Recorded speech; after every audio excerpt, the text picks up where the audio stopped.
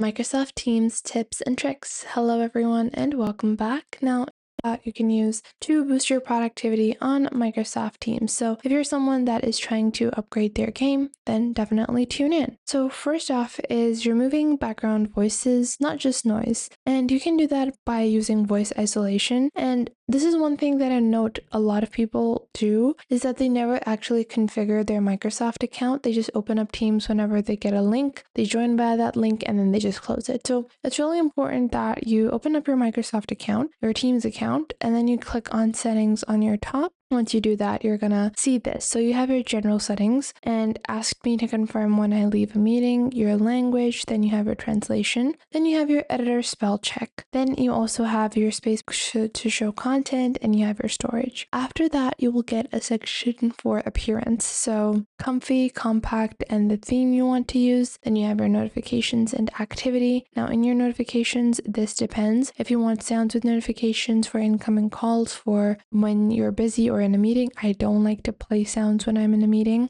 Then how you want your notifications to pop up, the message notifications, and your meetings. Then you have your accounts, then you have your privacy, you have your accessibility and devices. In your devices, you're going to have your audio settings, so you're just going to allow your speaker and microphone and then customize that. Also, you can mirror your video and adjust the brightness. So I always recommend to turn on adjusting brightness so that your face becomes more illuminated than your background, and that just gives you like a really nice portrait effect. Now, I'm going to show you guys an example. If we create a meeting link, meeting with Jane Doe, I'm just going to start it right now. We're just going to join in. I'm just going to continue on over here and open privacy settings. We're going to customize our settings a little bit, change our settings to allow microphone use. So we're just going to add Microsoft as well. I'm just going to be turning this on. Click on join now. And once I click on join now, this is my basic meeting. Now in my microphone, you guys can see I have multiple different audio settings, and you want to ideally select your microphone if you have one. Never select the digital speaker, the virtual speaker. These are not actual microphones. No one can hear you if you use those. So that has to be my first tip.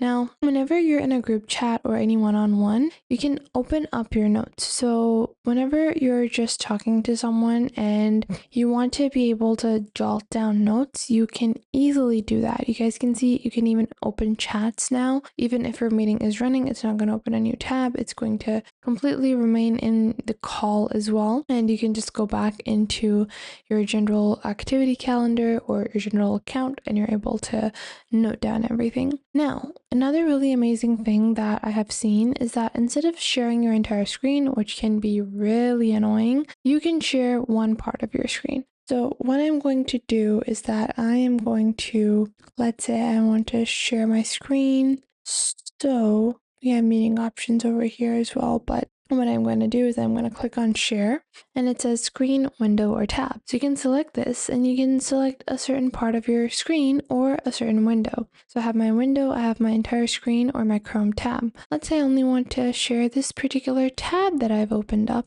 So this is the tab that is being shared. Nothing else is going to be visible to anyone. And this ensures that you have privacy even if you're trying to share something with the rest of your team. And this makes it really easy. This prevents accidental pop-up and notification exposure, especially when you end up sharing your entire screen. Sometimes you can get notifications that are not from Microsoft, and that looks really bad, especially if it's like a business meeting and then you get personal notifications. It's just not nice. Now, another really amazing thing is you can forward any chat message that you get. So if I leave this out, I'll go into chat. I'll start a new chat. I'm just going to write whatever I want. I haven't selected any contact info. I'm going to send this to a random person, whoever is in your contact. Now, what you can do is that when you're having a conversation with anyone, you can simply click on these three dots over here and then forward a message. This gives a message preview and you can add another recipient. This makes communication between teams really easy. You can include a note and send it. The original chat shows no indication that it was forwarded and someone else is able to view a message. So for team communication, if you're trying to get, changes made in projects, oftentimes communication happens one-on-one, then you need to share it with the rest of your team, or you need to provide it to the relevant person that needs to make changes. It's really important that you have, the entire context and you can just forward the relevant messages. Now, you can also use OneDrive to access files inside your team. So, when you are using Microsoft Team, you have access to Microsoft 360 usually, and you can simply click on the OneDrive icon on the left rail to be able to access it. Usually, you do want to upgrade your account for additional storage, otherwise, you have very limiting storage as well.